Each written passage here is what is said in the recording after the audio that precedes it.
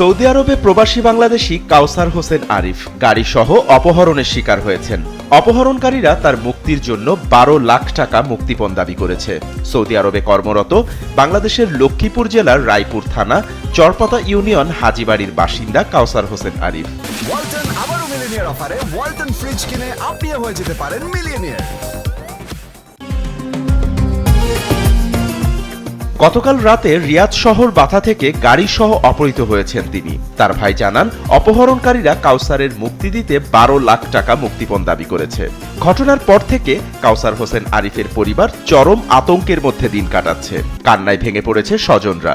তারা প্রিয়জনের নিরাপদ মুক্তির জন্য সকলের কাছে দোয়া ও সহযোগিতা কামনা করেছেন। বিশেষজ্ঞরা বলছেন, সৌদি আরবে বাংলাদেশি প্রবাসীদের অপহরণের ঘটনা উদ্বেগজনক হারে বাড়ছে। এর ফলে বাংলাদেশি শ্রমিকদের জন্য সৌদি শ্রমবাজার বন্ধ হয়ে যাওয়ার ঝুঁকিও তৈরি হয়েছে, যা দেশের অর্থনীতির উপর মারাত্মক প্রভাব ফেলতে পারে। সৌদি আরবে অবস্থানরত বাংলাদেশি প্রবাসীরা বাংলাদেশ সরকার এবং সৌদি আরবের দূতাবাসের প্রতি আহ্বান জানিয়েছেন এ ধরনের অপরাধের বিরুদ্ধে দ্রুত ও কঠোর ব্যবস্থা নিতে এবং প্রবাসীদের নিরাপত্তা নিশ্চিত করতে। SA TV digital.